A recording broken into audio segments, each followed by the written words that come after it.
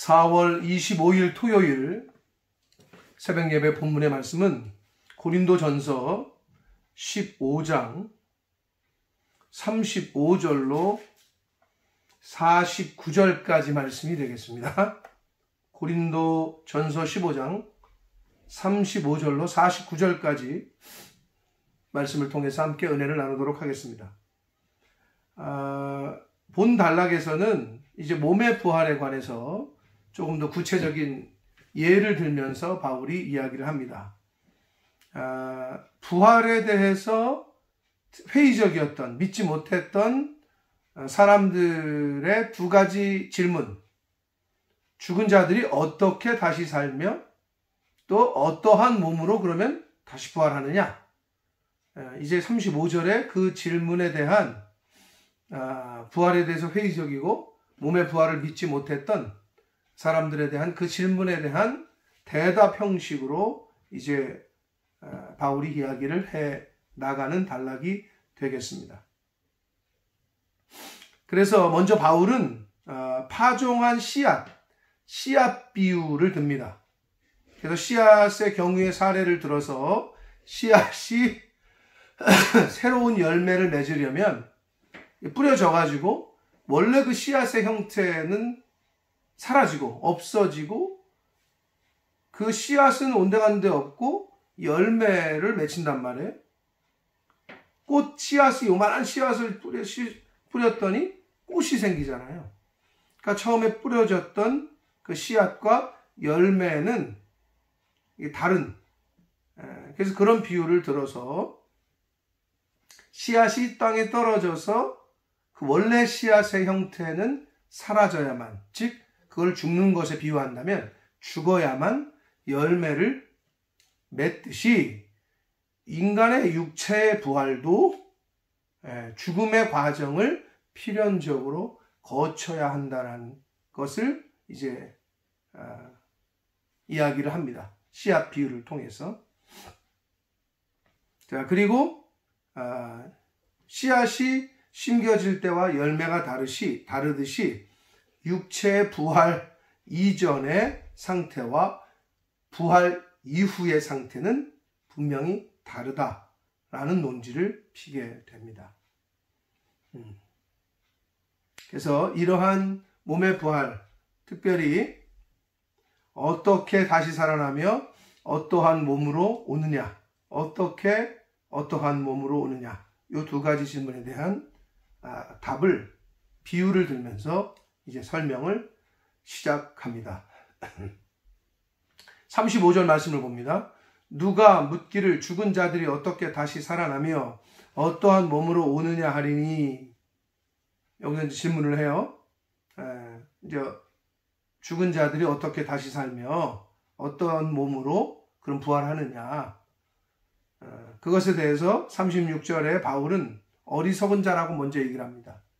어리석은 자여, 네가 뿌리는 씨가 죽지 않으면 살아나지 못하겠고 라고 이야기를 합니다. 자, 씨앗이 아까도 말씀드린 대로 죽음의 과정을 거쳐서 새로운 형태로 열매를 맺듯이, 즉 살아나듯이 우리 육체 또한 죽음을 통해서 새로운 형체를 덧입을 거다라는 논지를 핍니다. 37절, 또 내가 뿌리는 것은 장래 형체를 뿌리는 것이, 자, 꽃 씨앗을 뿌렸을 때 꽃을 뿌리는 게 아니잖아요. 그 얘기입니다. 씨앗을 뿌리는데 장래 형체를 뿌리는 것이 아닌데, 다만 밀이나 다른 것을 알맹이 뿐, 밀도 그렇고 뭐 다른 것도 이렇게 씨앗을 뿌리는데 하나님이 그 뜻대로 그에게 형체를 주셨다는 거예요. 꽃이라는 씨앗을 뿌렸더니 이런 꽃이 나고, 뭐 보리라는 씨앗을 뿌렸더니 열매는 이렇게 되고, 형체를 그렇게 다른 하나님의 뜻대로 다른 형체를 주신다는 거예요. 그래서 각 종자에게 그 형체를 주셨다. 종자 씨앗들은 비슷해 보이지만 형체, 열매는 다 다르게 나타난다는 거예요. 그렇듯이 39절을 봅니다. 육체는 다 같은 육체가 아니니 하나는 사람의 육체요. 자, 사람의 육체, 저희들이 육체의 몸. 또 짐승의 육체가 있겠죠. 짐승의 몸. 또 새, 날아다니는 새. 또 물고기 육체. 다 다르게 하나님이 창조하셨다는 거예요. 그래서 40절, 하늘에 속한 형체도 있고 땅에 속한 형체도 있으나 하늘에 속한 것의 영광이 따로 있고 땅에 속한 것의 영광이 따로 있다. 해의 영광이 따르고 달의 영광이 다르며 별의 영광도 다른데 별과 별의 영광도 다르다는 거예요. 즉 형체가 다 각각 다르다는 거예요. 사람이 그럼 부활했을 때 어떻게 어떤 몸의 형체로 부활하느냐? 각각 다른 형체로 부활할 거라고 지금 이야기를 하고 있습니다. 그래서 42절에 죽은 자의 부활도 그와 같으니, 여기서 그와 같다는 것은 죽은 자의 부활도 다 다르니 이 얘기입니다. 썩을 것으로 심고 썩지 아니할 것으로 다시 살아나며, 여기서 썩을 것으로 심는다는 것은 사람이 죽으면 장사 지내잖아요. 예, 땅속에 묻잖아요. 썩어 없어지잖아요. 그 얘기를 합니다. 죽은 몸이 장사되는 것을 말해요. 그러면 그렇게 썩을 것으로 심었더니 썩지 아니할 것으로 다시 살아난다. 여기서 썩지 아니할 것으로 다시 살아난다는 것은 이때의 인간의 이 부활은 단순한 재생이 아닌 창조 질서의 완전한 회복을 의미합니다. 그것이 바로 썩지 아니할 것으로 다시 살아난다는 거예요. 인간의 마지막 때의 부활의 모습은 완전한 회복, 창조 질서의 완전한 회복을 담고 있는 부활체라는 거예요. 단순한 재생이 아니고. 43절을 봅니다. 욕된 것으로 심고 영광스러운 것으로 다시 살아나고 약한 것으로 심고 강한 것으로 다시 살아나며 육의 몸으로 심고 신령한 몸으로 다시 살아나나니 이랬습니다. 욕된 것, 약한 것, 육의 몸을 영광스러운 것, 강한 것, 신령한 몸 이렇게 대꾸를 시키고 있습니다. 그래서 욕된 것, 약한 것들은 인간의 그 육체의 그 타락한 그런 죄성 이런 것들은 죽고 하나님의 능력으로 부활할 때에는 영광스러운 것으로 강한 것으로 즉 완전한 모습으로 신령한 몸으로 하나님의 영에 의해서 되살아나는 그 새 몸으로 부활한다는 것을 말씀하고 있습니다. 부활체는 다르다는 거예요. 각각 다 천편일률적으로 동일하게 나는 게 아니고 부활하는 게 아니라 그 형체가 다 다르다는 거예요. 그런데 완전하다는 거예요. 그런데 영광스러웠다는 거예요. 그런데 신령하다는 거예요. 그게 부활체라고 바울은 설명을 하고 있습니다. 45절에 기록된 바 창세기 2장 7절의 말씀을 인용해서 말씀합니다. 첫사람 아담은 생명이 되었다 함과 같이 마지막 아담은 살려주는 영이 되었나니 라고 말씀하고 있습니다. 자, 첫사람 아담, 여기서 아담은 육적인 몸을 대표하고 마지막 아담인 예수 그리스도는 그 부활체를 대표하는 대표성을 띱니다. 그래서 지금 바울은 아담을 통해서 육신의 몸이 죽게 됐잖아요. 아담 때문에.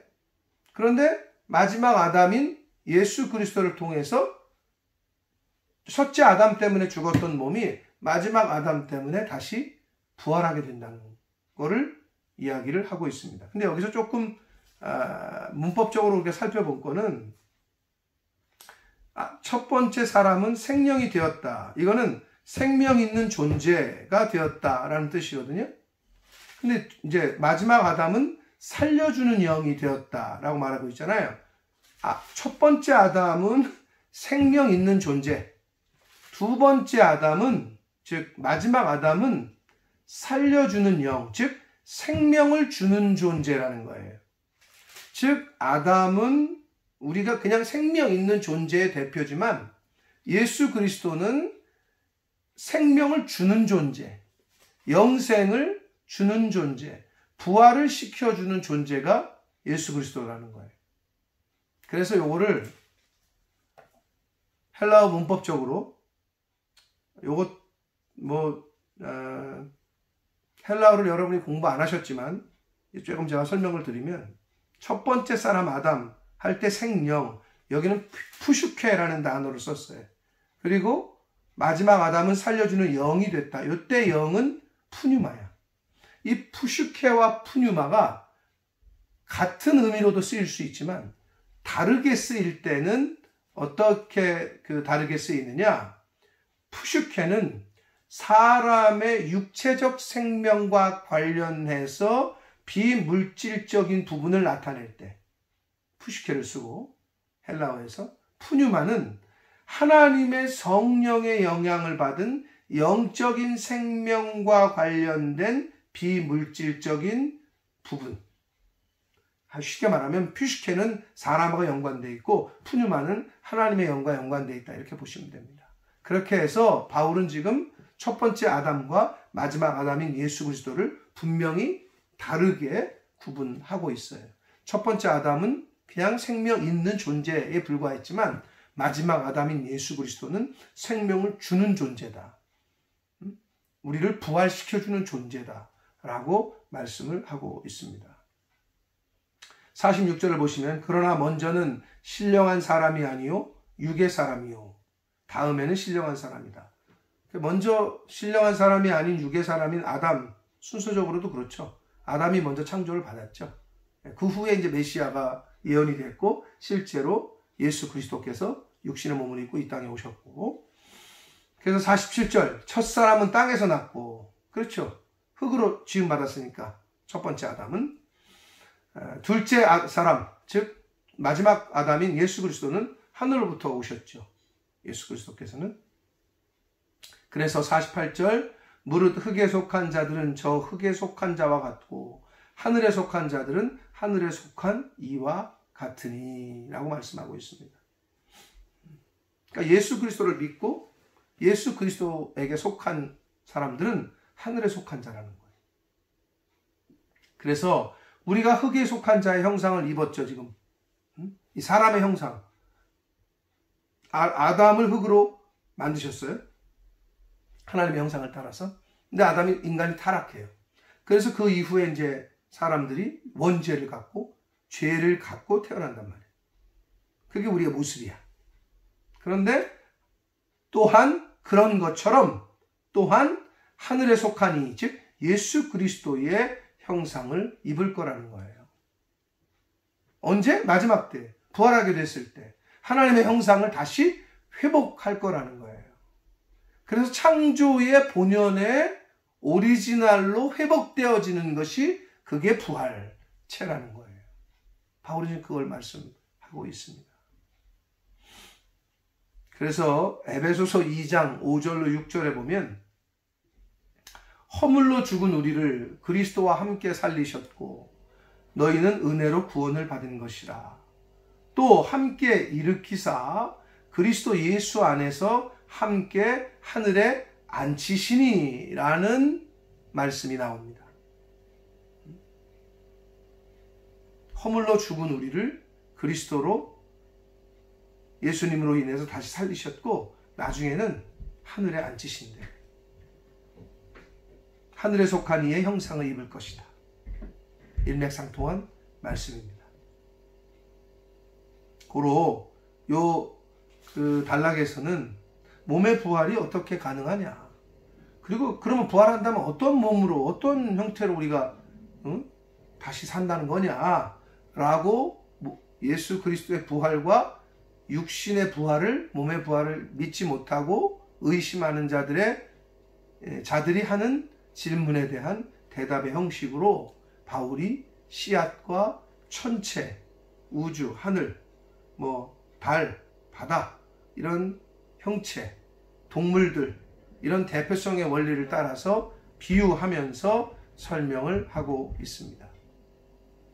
마지막 때의 부활체의 모습은 하나님의 권능으로, 하나님의 주권으로 가장 완전한 모습으로 우리를 다시 부활시키실 겁니다.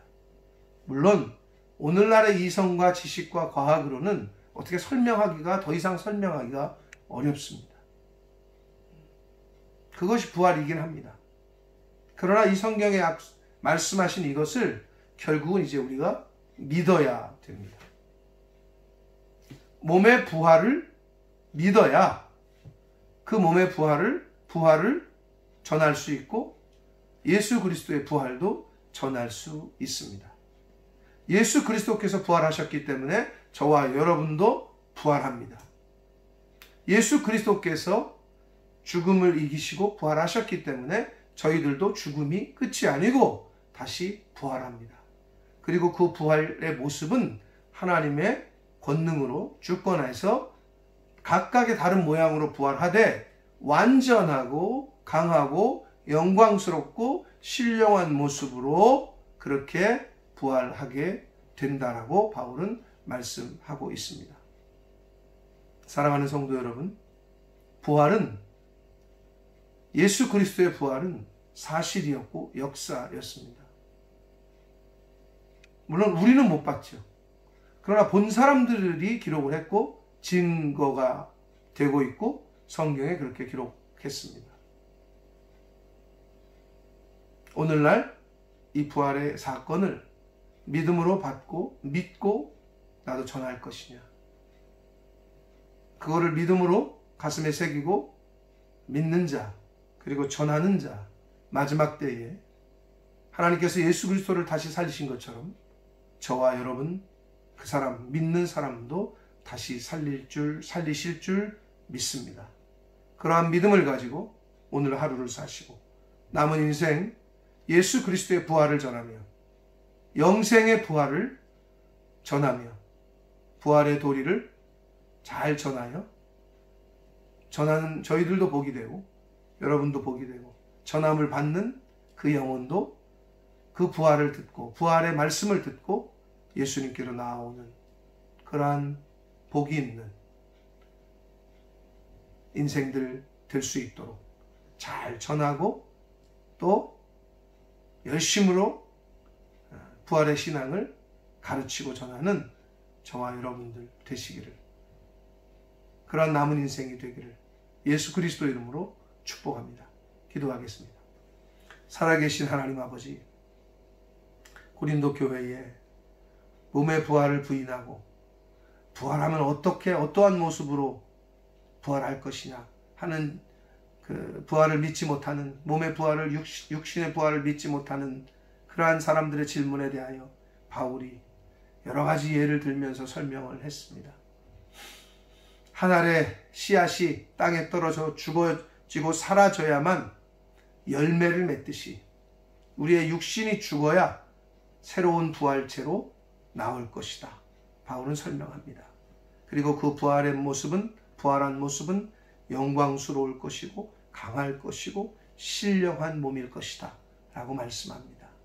아버지, 예수 그리스도께서 부활하신 것이 곧 육의 부활, 육신의 부활을 증거하고 있음을 깨닫게 하셔서 그 예수 그리스도의 부활을 믿음으로 저희들도 마지막 때에 신령한 몸으로 다시 살게 될 줄 믿사오니 그 믿음 가지고 이 부활의 말씀을, 이 부활을, 예수 그리스도의 부활을 믿지 않는 이들에게 잘 전하고 잘 모르고 있는 이들에게 잘 전하는 그러한 삶을, 그러한 남은 인생을 사는 저희 모두가 되게 하여 주옵소서. 예수 그리스도 이름으로 축복하며 기도 올리옵나이다. 아멘.